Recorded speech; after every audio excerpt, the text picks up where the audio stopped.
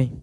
Abramos nossas Bíblias na carta de Paulo, em 2 Timóteo, capítulo 3, verso 14 a 16. 2 Timóteo, capítulo 3, verso 14 a 16.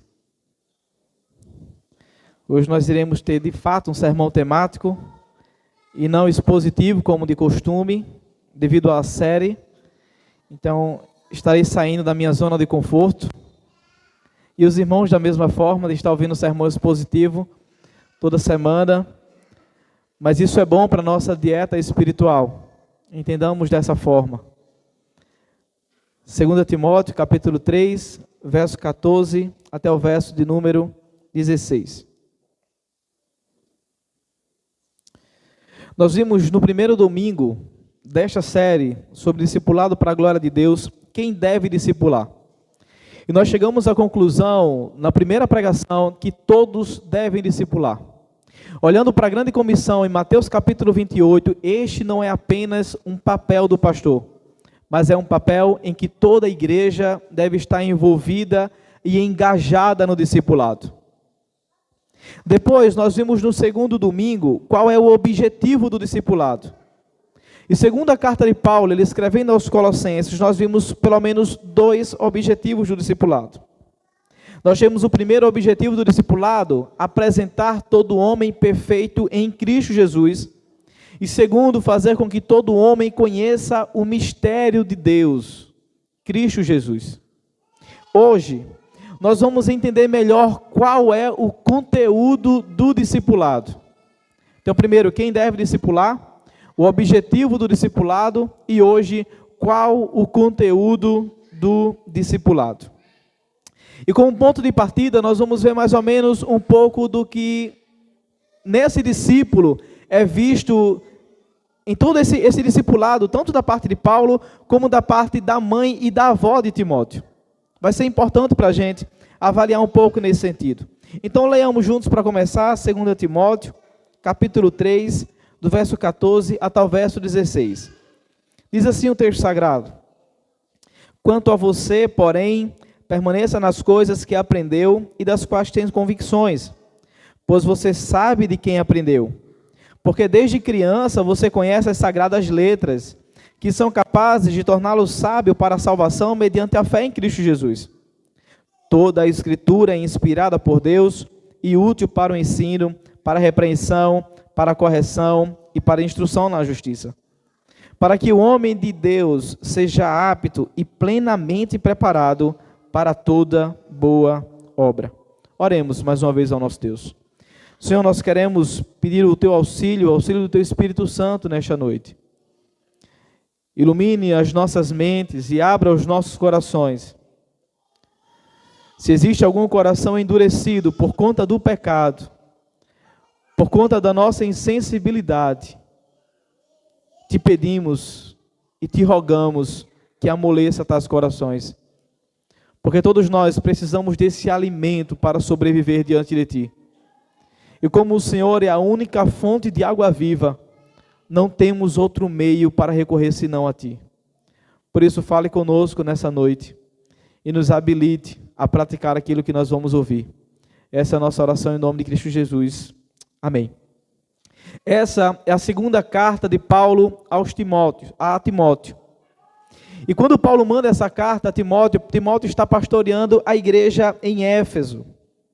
A pergunta que nós poderemos fazer de início é qual é o objetivo de Paulo escrever essa segunda carta ao jovem pastor Timóteo.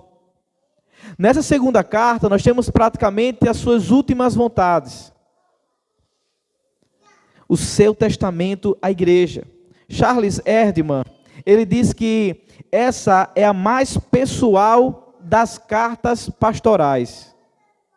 É como se ele estivesse dizendo, essa carta é a carta a qual Paulo mais abre o seu coração. É a qual nós conseguimos mais ver o que está, é o que ele consegue mais expor daquilo que está guardado dentro de si. É um apelo para Timóteo manter-se firme mediante a todas as perseguições, preservando intacto o evangelho, em vista de todas as ameaças dos falsos mestres daquela época. e a despeito de todas as escuridões dos fins dos tempos.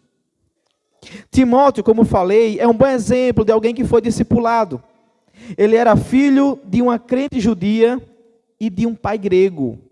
Sua mãe, Eunice, e sua avó Lóide o instruíram, como nós vimos agora Paulo falar, por meio das Sagradas Escrituras, desde a infância. Frisemos isso.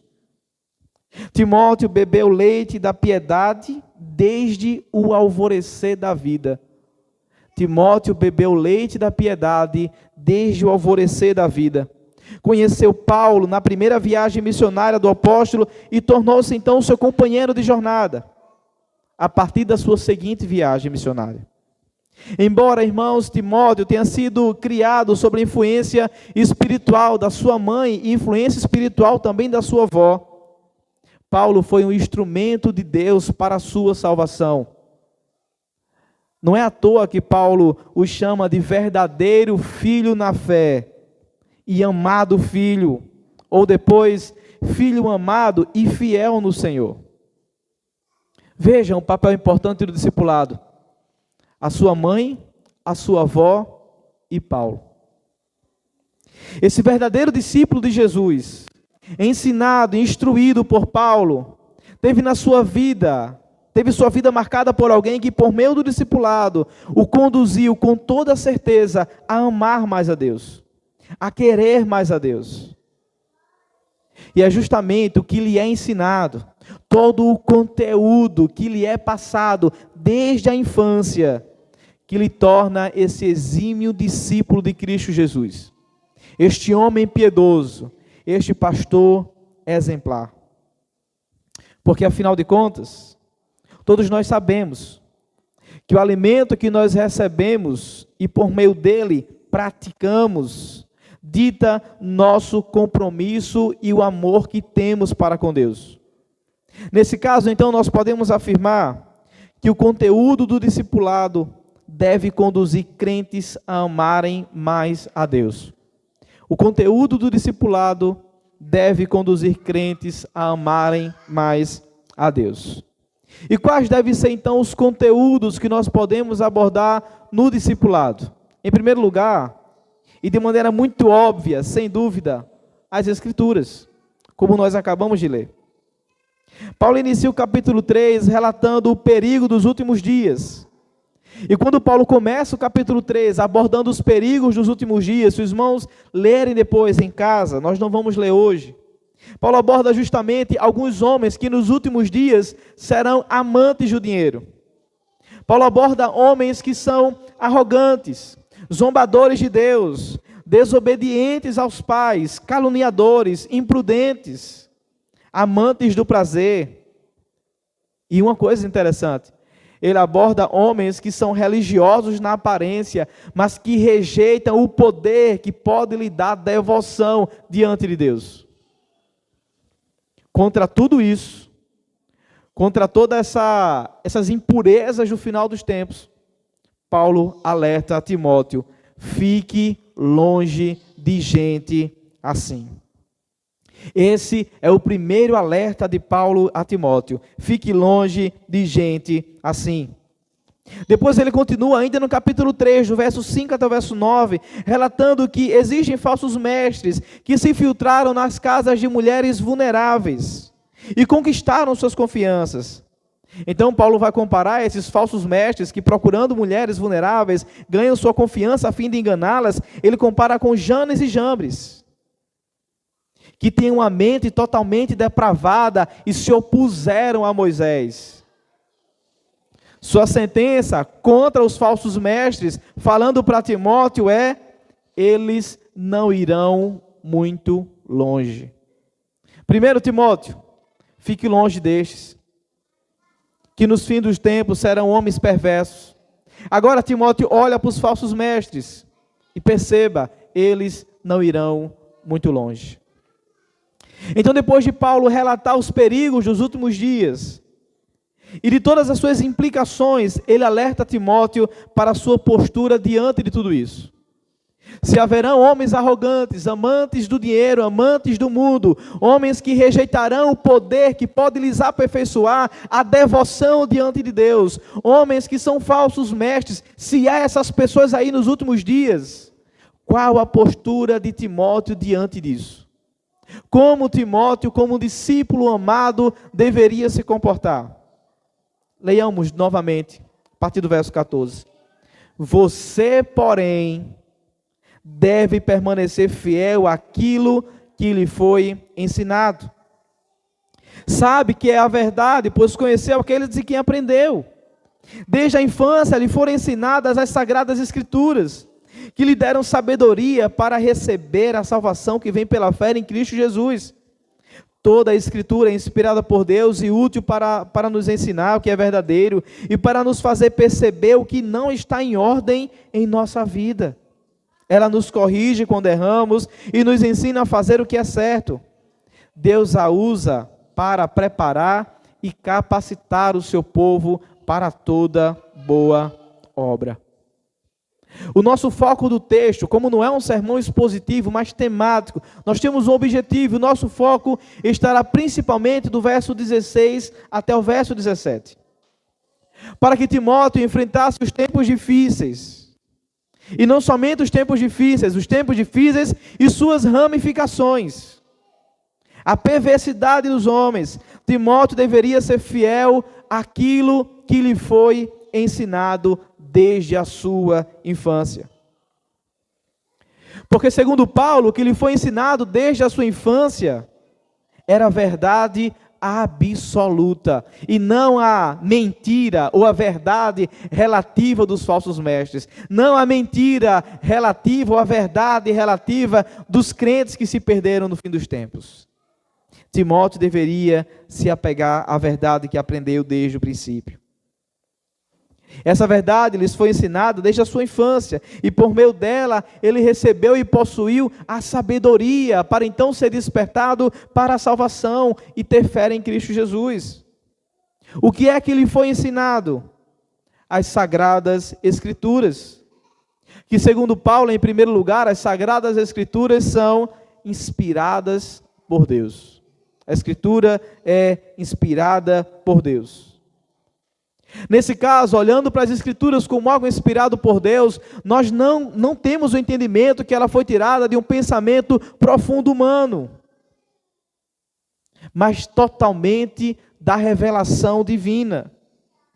Elas não provêm das descobertas humanas, mas ela provém justamente do sopro divino.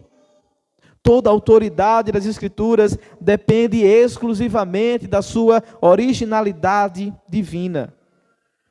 A palavra grega para isso significa literalmente soprada por Deus, inspirada por Deus, dada por Deus. Isso não quer dizer, porém, que Deus anulou a personalidade, o estilo ou a preparação dos seus leitores. Uma vez que esses santos homens foram movidos pelo Espírito Santo de Deus para escrever o que nós temos hoje em mãos. Significa, porém, que as escrituras surgiram na mente de Deus e foram comunicadas pela boca de Deus, pelo sopro de Deus ou pelo seu Espírito Santo. Mas existem outros aspectos das Sagradas Escrituras. Ela, além de ser inspirada, o texto diz para a gente que ela é útil para ensinar o que é verdadeiro. Ela também é útil para apontar aquilo que está errado. Ela é inspirada por Deus. Ela é útil para nos apontar aquilo que é verdadeiro e verdade absoluta. E ela é útil para apontar em nossas vidas aquilo que está errado. Ele continua dizendo que ela também é útil para a correção. É útil para corrigir. É útil para nos instruir também e fazer o que é correto. Não somente isso, mas ela também é usada por Deus para, e isso é interessante, para preparar e capacitar o seu povo para toda boa obra. As Escrituras é inspirada por Deus, soprada, dado a nós. É útil para a repreensão, é útil para a correção, é útil para percebermos onde estamos errados. é útil para apontar a verdade absoluta de Deus, mas principalmente ela também é útil para nos instruir e útil para nos capacitar o povo de Deus para fazer toda boa obra. Paulo está dizendo que nos últimos dias haverá dias difíceis. Timóteo, nos últimos dias haverá dias difíceis. Você verá coisa difícil de acreditar que de fato está acontecendo. Haverão tempos duros. As pessoas se mostrarão com uma conduta moralmente repreensiva. Serão amantes de tudo, menos de Deus. Darão ouvidos a tudo e a todos, menos ao Criador de todas as coisas. Mas Timóteo, você tem que ter cuidado. Você não deve caminhar por esse caminho. Você deve se apegar àquilo que você aprendeu desde a sua infância, as Sagradas Escrituras.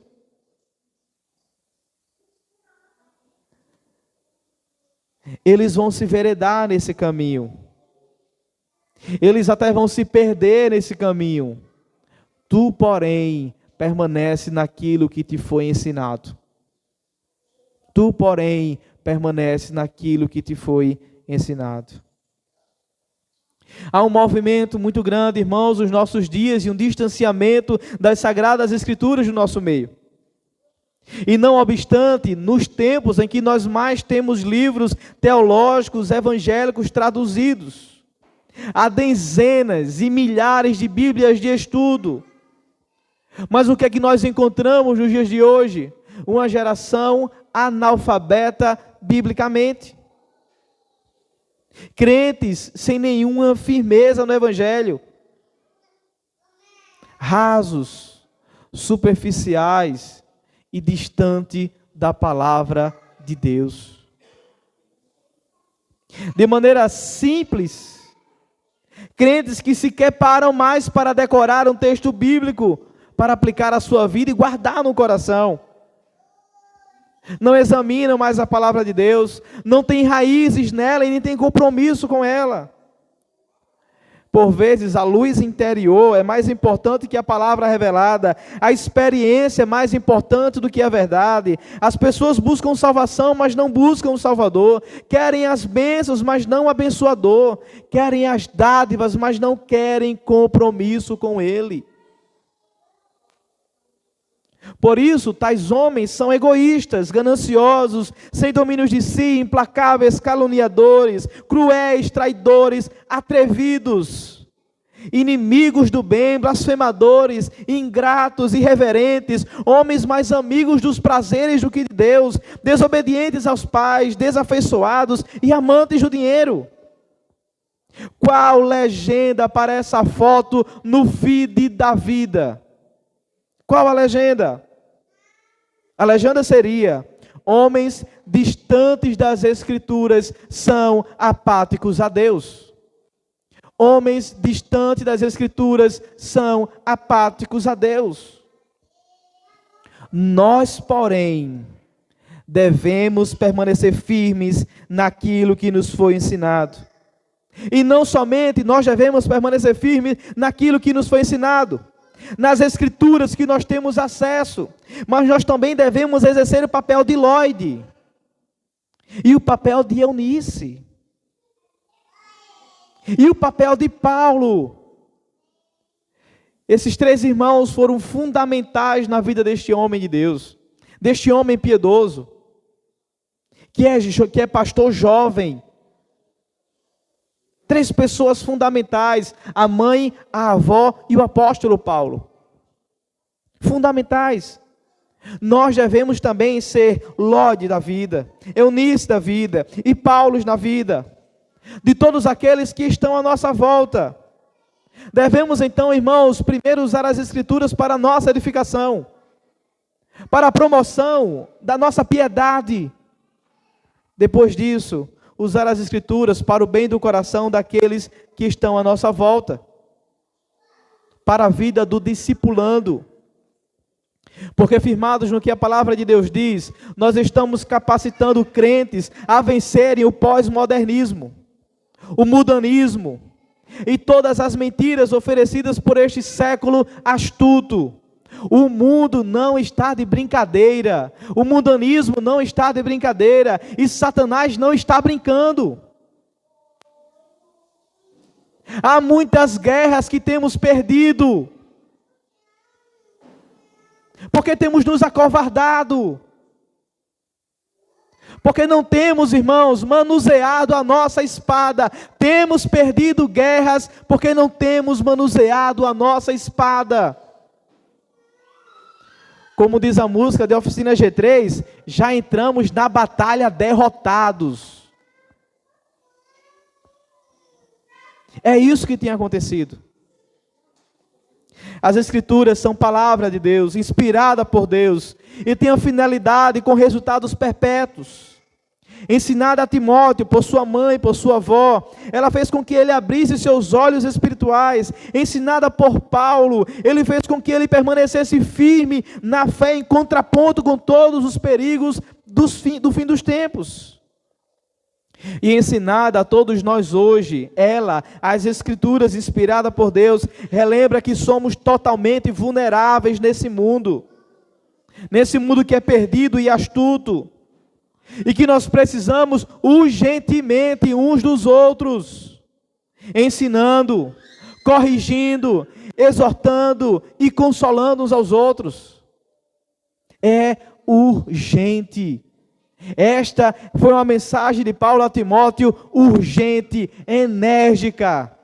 E é uma mensagem também para a igreja de Cristo, enérgica, urgente. Precisamos dar um passo em direção ao cuidado mútuo para ontem.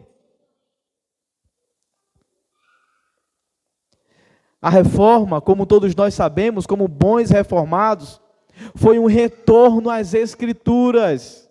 Porque a igreja de Cristo Jesus se distanciou dela. E para que haja uma reforma espiritual no nosso meio, na igreja presbiteriana do Vale, em nossas vidas, na nossa igreja e na nossa comunidade, em todos aqueles que estão à nossa volta, nós também devemos ter uma reforma espiritual e voltarmos em direção à palavra de Deus. O primeiro conteúdo que nós podemos usar para o discipulado, mas em primeiro lugar, para tratar o nosso próprio coração, é as Escrituras. Porque ela é inspirada por Deus. É útil para corrigir, para consolar, para ensinar, para mostrar onde estamos certos, para mostrar em que ponto estamos errados, para nos capacitar a fim de fazermos as boas obras de Deus.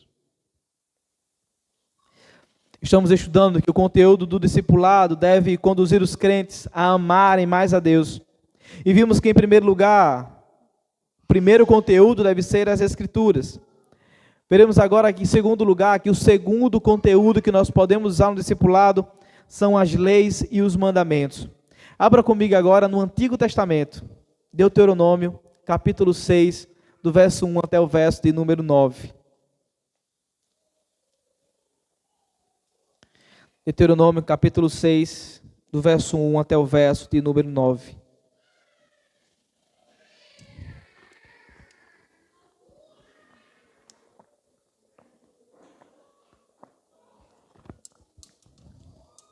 Todos acharam? Quinto livro da Bíblia. Deuteronômio, irmãos, é o livro das repetições da lei. O último livro do Pentateuco escrito por Moisés.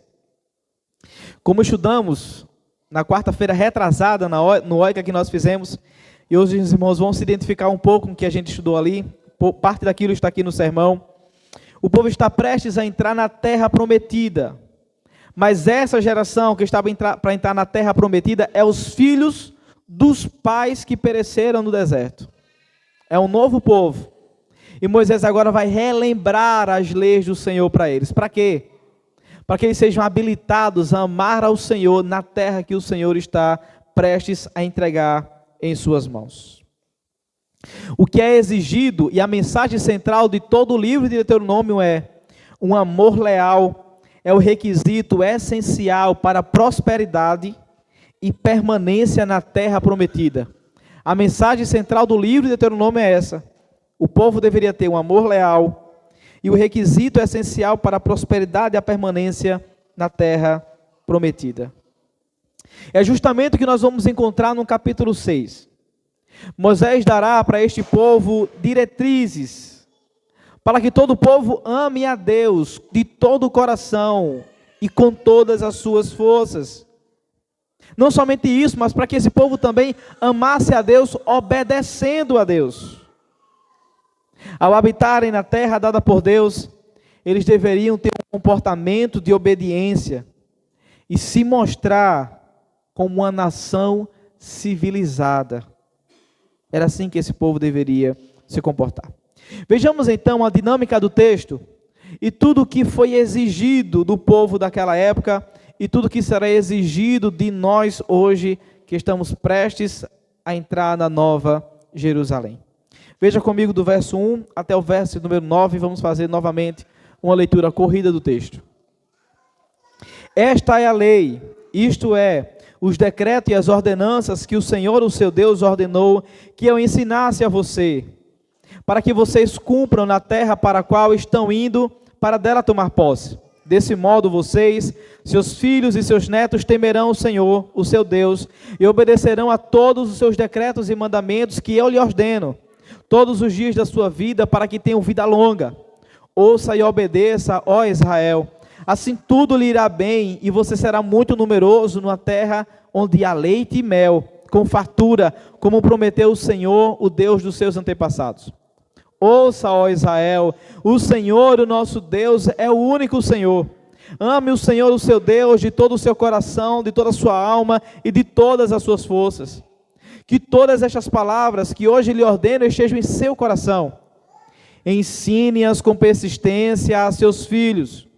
Converse sobre elas quando estiver sentado em casa, quando estiver andando pelo caminho, quando se deitar e quando se levantar. Amarre-as como um sinal nos braços e prenda-as na testa. Escreva-as nos batentes das portas de suas casas e em seus portões. Texto bem conhecido de todos nós, que temos filhos e por vezes lemos sobre criação e educação cristã dos nossos filhos. Esses versos que nós acabamos de ler são uma expressão de que a devoção de Israel a Yahvé deveria ser expressa em amor. A devoção de Israel a Yahvé deveria ser expressa em amor. Não somente isso, mas em constante observância. E não somente isso, em recordação dos mandamentos. Isso é interessante para resumir esse texto. A devoção de Israel a Yahvé deveria ser expressa em amor, em constante observância e em recordação dos mandamentos. Foi exatamente isso que nós acabamos de ler do verso 1 até o verso número 9.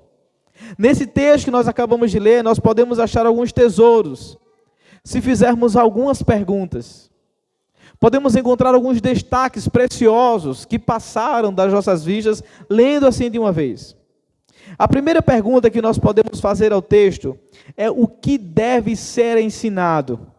Se você percebeu, o que deve ser ensinado é as leis e os decretos. Depois o texto fala para a gente qual é o objetivo de se ensinar as leis e os decretos. Segundo o texto, o objetivo é para que o povo cumpra o que foi dito, para que temam o Senhor, para que obedeçam os seus decretos e mandamentos. Não somente isso, o objetivo não é somente obediência, mas também há alguns benefícios, para que tenham fartura e sejam prósperos na terra que eles vão possuir. Uma outra pergunta que nós poderíamos fazer ainda nesse texto é em qual lugar isso deveria ser ensinado. O que deve ser ensinado? As leis e as ordenanças.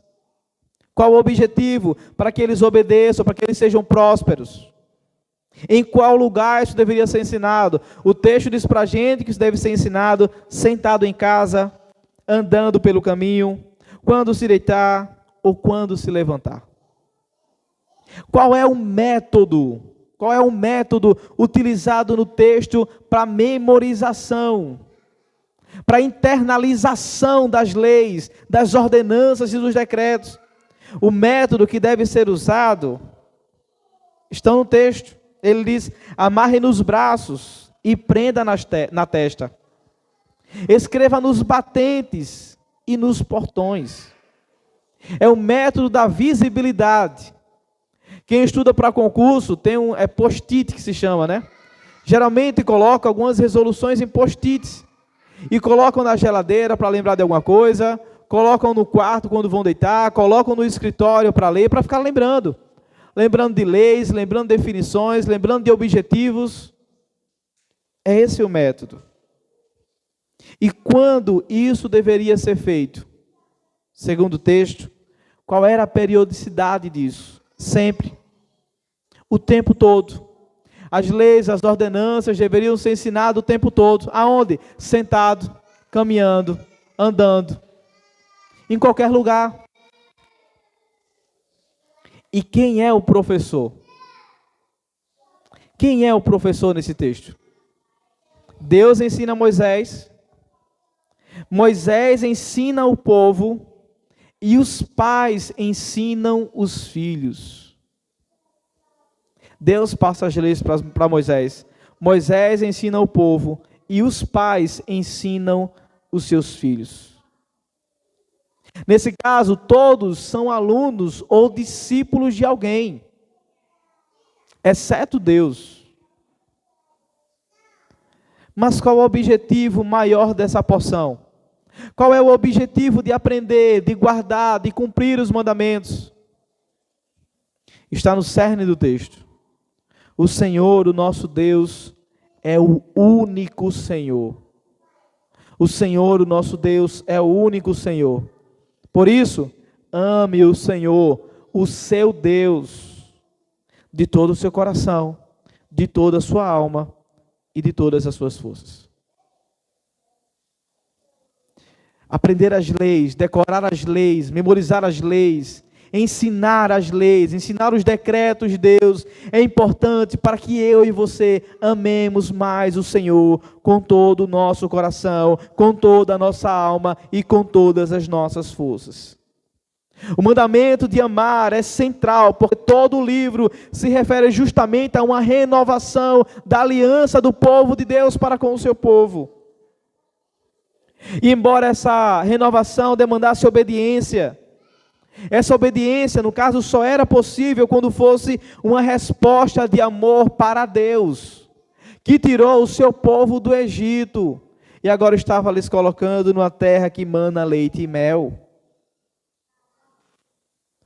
Os mandamentos que fornecem a estrutura da qual os israelitas podiam expressar seu amor a Deus, deviam estar em seus corações. Isto é, as pessoas deviam pensar sobre eles e meditar neles, de maneira que a obediência nunca fosse um legalismo formal, mas uma resposta baseada em entendimento do que se está fazendo. Nunca obedecer por legalismo formal, mas em resposta ao que se entendeu do que Deus fez por aquele povo e do que Cristo fez por nós. Se o povo de Israel foi transportado do Egito para a terra que manda leite e mel, nós somos transportados do império das trevas para a sua maravilhosa luz. Se eles deveriam recapitular a lei, memorizar a lei, ensinar a lei e aprender a lei para amar mais a Deus, porque estavam prestes a entrar na terra prometida, por outro lado, nós também devemos fazer o mesmo, porque estamos prestes a entrar na Nova Jerusalém. Voltando ao texto que lemos, estamos cada vez mais no fim dos tempos. Coisas horríveis têm acontecido. E a leitura da lei para o povo era um lembrete de obediência em amor por aquele que os tirou do Egito. A obediência da lei de Deus é uma comprovação autêntica de alguém que é um verdadeiro Israel, porque tem todo o mandamento de Deus e sabe todas as implicações ao seu povo. Através das leis de Deus, ele se revela. Através das leis de Deus, nós conseguimos ver deveres e que Ele exige de todos nós. Proibições que são expressas e que não devem ser quebradas.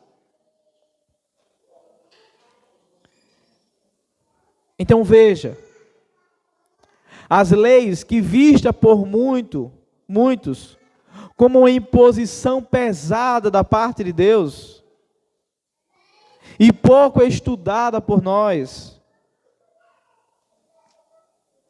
são na verdade a expressão da graça de Deus a todos nós.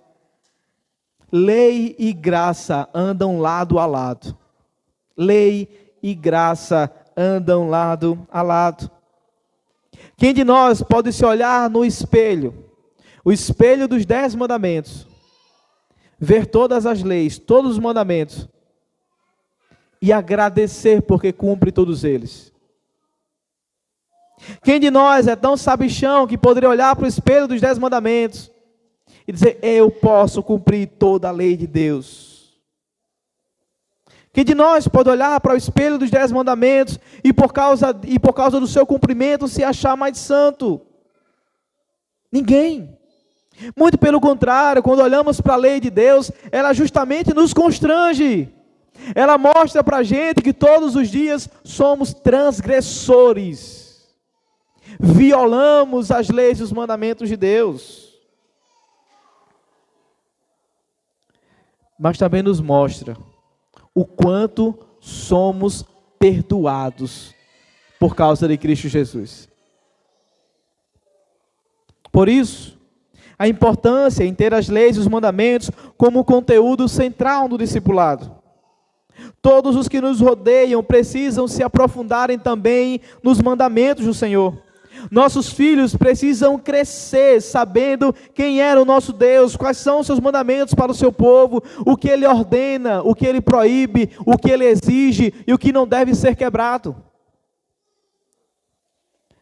Todos precisam ser lembrados no discipulado que são transgressores ferrenhos da lei, mas que devem amar a lei do Senhor. Pois ao tempo em que ela nos mostra os nossos pecados, ela também aponta para a graça de Deus em Cristo Jesus. Vários salmos falam sobre isso. Ele diz: quanto eu amo a tua lei, é a minha meditação todo dia. Salmo 119, 17. E ele continua no Salmo 119 dizendo: baixem sobre mim as tuas misericórdias, para que eu viva, pois na lei está o meu prazer. Depois ele diz: dar-me entendimento e guardarei a tua lei, de todo o coração a cumprirei. Ele diz: considera em como eu amo os teus preceitos, vivifica-me, ó Senhor, segundo a tua bondade.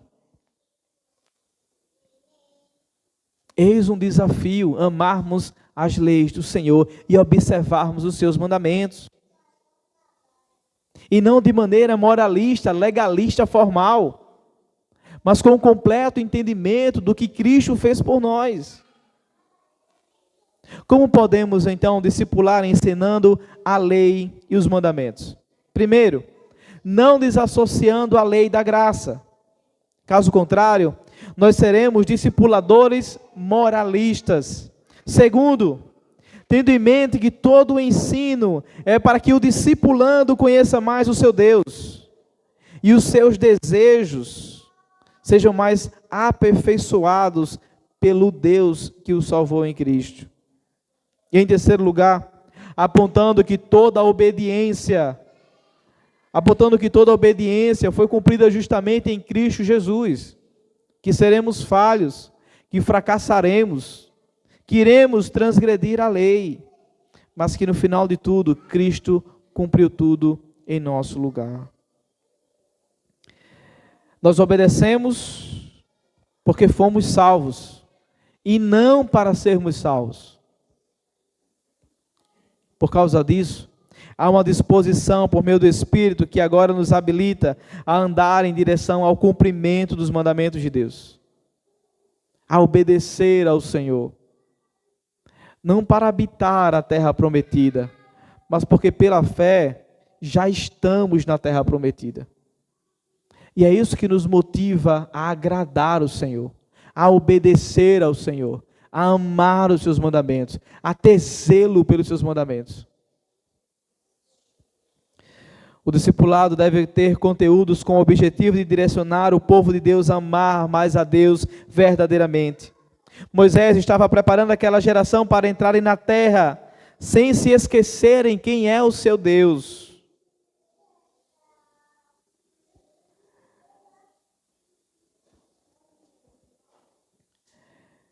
Os pais tinham a responsabilidade de fixar os mandamentos de Deus nas portas, nos batentes, no braço, na testa.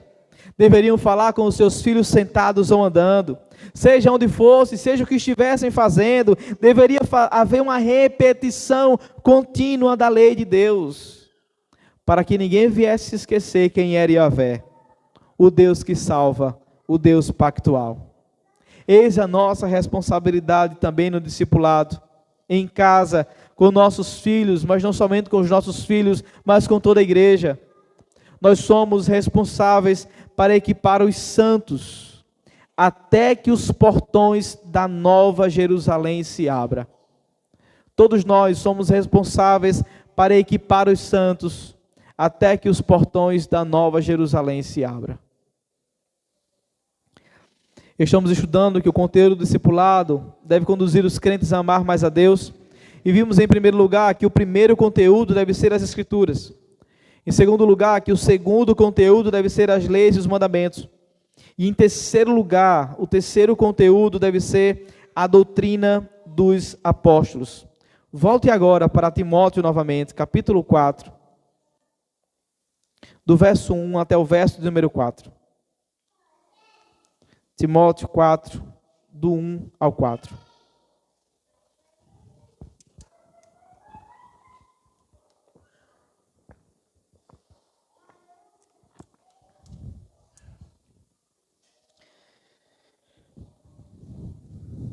Todos acharam? Depois de Paulo fazer alertas a Timóteo, como nós já introduzimos e elucidamos no início, a mesma carta. Depois de ele fazer alertas a Timóteo sobre a impiedade dos últimos tempos e dar recomendações a Timóteo para que ele se apegue às Escrituras, outra vez ele faz outra valiosa recomendação. Veja comigo do verso 1 até o verso número 4, que diz o texto sagrado. Na presença de Deus e de Cristo Jesus, que há de julgar os vivos e os mortos por sua manifestação e por seu reino, eu exorto solenemente: pregue a palavra.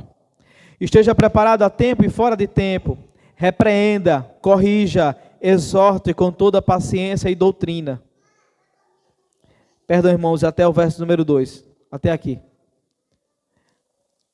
O veterano, o apóstolo Paulo, está fechando aqui as cortinas da vida, como falei para vocês.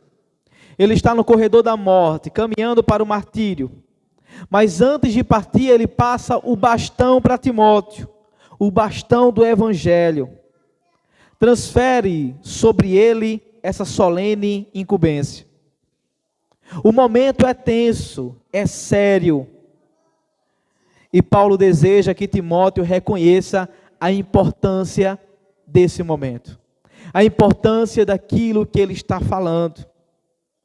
É sério não apenas porque o apóstolo está diante da morte, mas principalmente porque tanto Paulo quanto Timóteo serão julgados no dia em que Jesus Cristo vier. Tanto Paulo como Timóteo serão julgados no dia em que Jesus Cristo vier. E é o que ele diz no verso 1. Na presença de Deus e de Cristo Jesus, que há de julgar os vivos e os mortos por sua manifestação e por seu reino, eu exorto solenemente: pregue a palavra. É séria, é urgente, e ele deveria obedecer. O momento em que Paulo está dizendo isso, Paulo está apelando para Timóteo.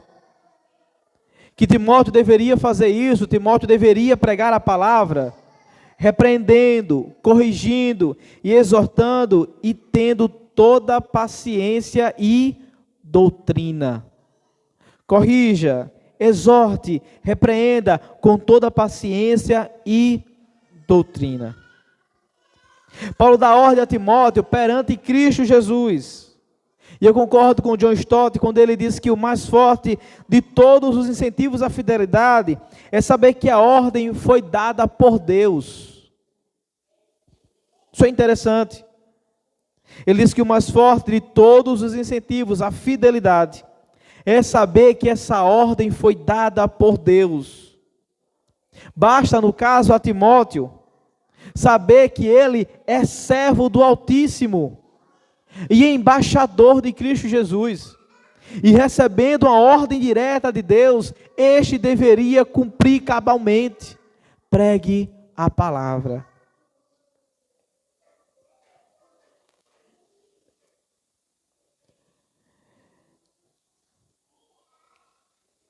A ordem de Paulo é dirigida a Timóteo, mas essa ordem é aplicável a todos nós.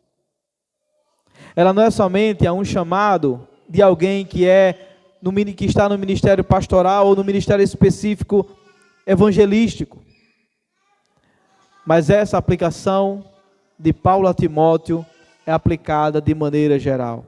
Pregue a palavra, exorte, corrija, repreenda com toda paciência e doutrina. Doutrina.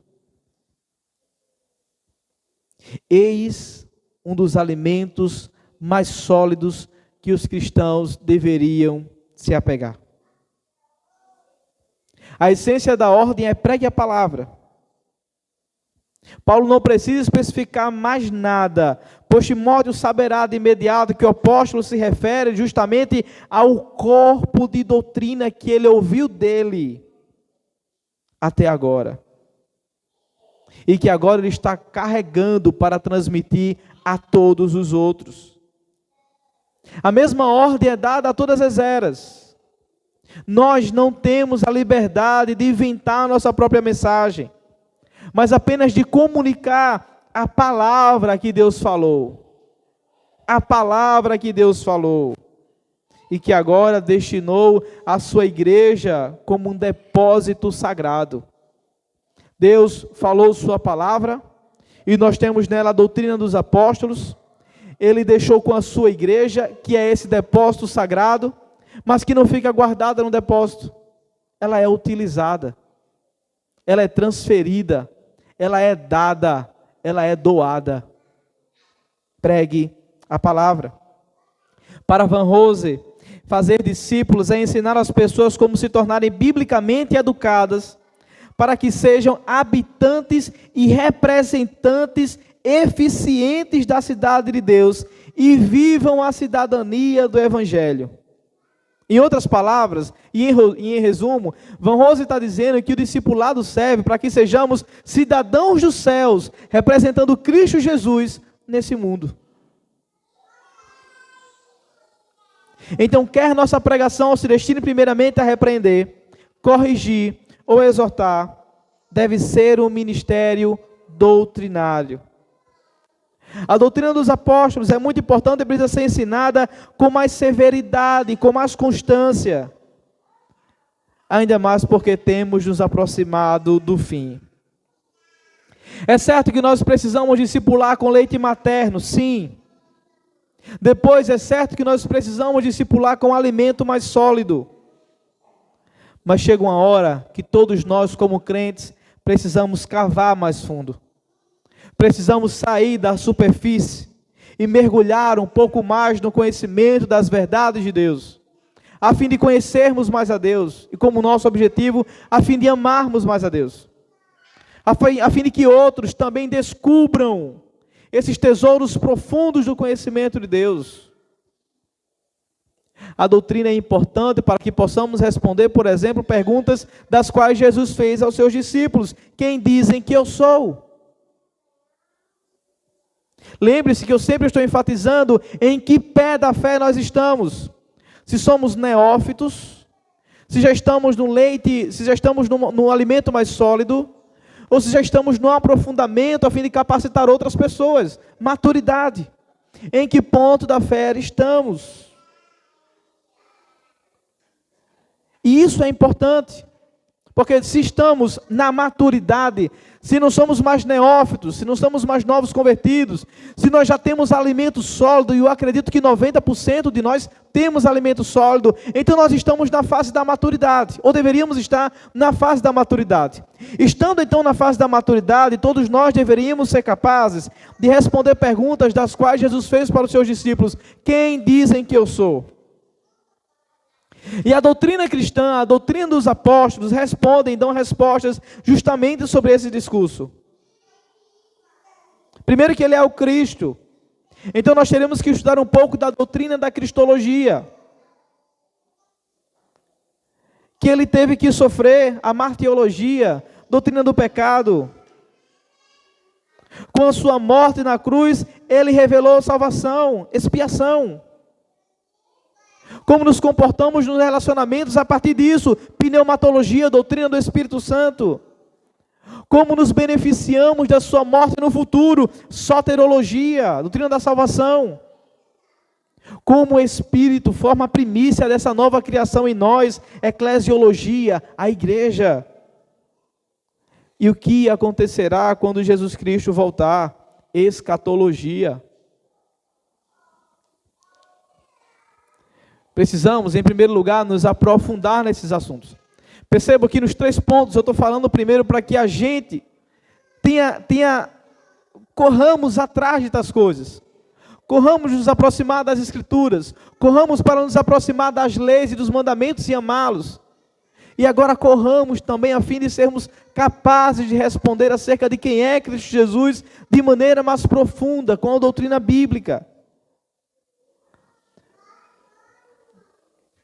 E aí, nesse sentido, como Paulo exortou a Timóteo, precisamos discipular com a doutrina e pregá-la em tempo e fora de tempo, exortando, repreendendo e ensinando para dar aos crentes que nos rodeiam um norte para vencer o pluralismo.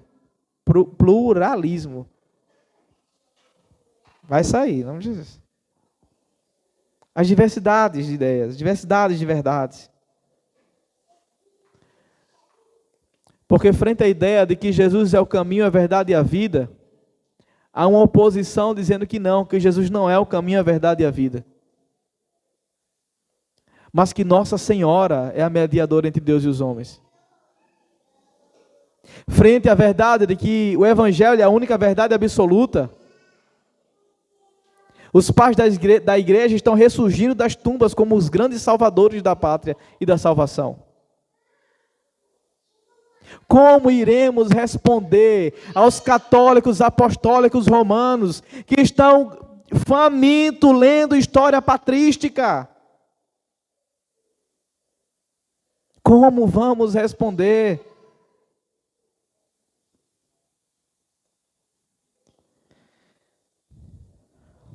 Nós precisamos, irmãos, nos atentar para isso. Essa mensagem é urgente, é emergente.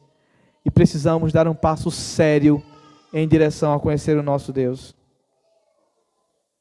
Teologia tem a ver com o conhecimento de como viver a vida de Cristo em nós, Gálatas 2:20.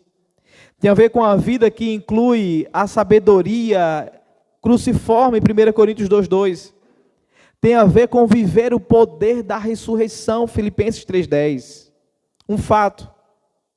Precisamos de doutrina, porque muitos entre nós estão olhando na direção correta, mas ainda não aprenderam a andar até onde querem chegar. Muitos de nós estão olhando na direção certa, sabem onde quer ir, mas não tem ninguém que pegue pelo braço com conhecimento e conduza até tal ponto da santidade. Nós somos agentes de Deus para fazer isso. Nós, como crentes, precisamos amar mais a Deus. E como amaremos mais a Deus se não conhecemos o Deus a qual nós adoramos? Nós precisamos se aprofundar em primeiro lugar para levar outros à profundeza de tais conhecimentos que geram desejo de santidade na gente e nos outros. Nós nascemos para doar. Nenhuma árvore que dá o seu fruto come o próprio fruto. Me diga, qual árvore que deu um fruto comeu o próprio fruto? Nenhuma. Não existe isso. Deus sempre dá fruto para que outros desfrutem. Por isso, tudo que Deus nos dá não é para nós mesmos, é para outros. É isso que a gente não entendeu até agora. Tudo que Deus nos dá não é para nós mesmos, é para outros. Os frutos do Espírito de Gálatas não é para nós mesmos, é para outros. Essa é a ideia. Ganhamos para doar. Ganhamos para doar.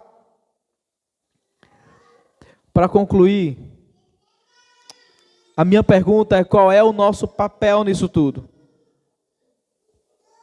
Qual é o nosso papel nisso tudo? Estamos enfrentando uma crise de identidade nas pessoas. As muitas verdades estão começando a entrar dentro da igreja e tirando crentes ou pessoas que nunca foram crentes dela. A sã doutrina, ou a verdade absoluta, tem causado coceiras nos ouvidos de alguns. Por causa disso, os homens têm se tornado mais perversos, mais criativos com várias maneiras de pecar, trocando a verdade de Deus pela mentira de Satanás, abandonando o poder que pode nos tornar devotos de Deus. É o fim dos tempos. E uma pergunta para você: por que vocês estão tão impressionados com os acontecimentos dos últimos dias? Vocês verão coisa pior. Vocês ainda não viram nada. As coisas só tendem a piorar. E nós temos o papel fundamental de sermos uns para os outros colaboradores na sua fé. Sejamos então sólidos na doutrina. Sejamos então bíblicos, ensinemos todo o mandamento de Deus uns aos outros. Se possível, risque nos umbrais das portas, coloque nos batentes da calçada, adesive na sua testa, coloque faixas nos seus braços. Só não se esqueça que todos nós fomos chamados para amar a Deus de todo o coração, com toda a nossa alma e com todas as nossas forças. O quanto se perdeu de você para que você viesse amar mais a Deus? Se sua árvore florescer e vier a frutificar, não somente você será abençoado, toda essa igreja será abençoado, porque você terá uma vida firmada nas Escrituras, pautada na obediência, e estará vivificado na doutrina dos apóstolos. Dessa maneira, tanto eu quanto você vai servir a essa igreja cheios do Espírito Santo. O crescimento da igreja depende do Espírito Santo. E esse crescimento de santidade e piedade da nossa colaboração uns nas vidas dos outros. Mas para isso, irmãos, precisamos estar cheios do Espírito Santo. Ninguém oferece alimento de barriga vazia. Ninguém oferece alimento de barriga vazia. Cristo investiu a sua vida em favor da nossa. E Ele doou a sua vida. Ele se deu por nós. Ele se entregou por nós. Por quê? Para sermos um corpo. Paulo, escrevendo aos Efésios 4, 16 ao 17, ele diz o seguinte: dele todo o corpo, ajustado e unido pelo auxílio de todas as juntas, cresce e edifica-se a si mesmo em amor, na medida em que cada parte realiza a sua função. Assim eu lhe digo e no Senhor insisto, que não vivam mais como gentios, que vivem na futilidade dos seus pensamentos. Cada um exerce a sua parte. Porque então nós devemos nos esforçar para aperfeiçoar uns aos outros com as Escrituras, com a lei, com a doutrina dos apóstolos, para que amemos e tenhamos olhos apenas para um Deus, aquele que nos salvou em Cristo Jesus. Que Ele seja o centro das nossas vidas e que a sua palavra nos ajude a enxergá-lo como a coisa mais bela desse mundo. Feche seus olhos, curve sua cabeça e ore ao Senhor em resposta que você ouviu.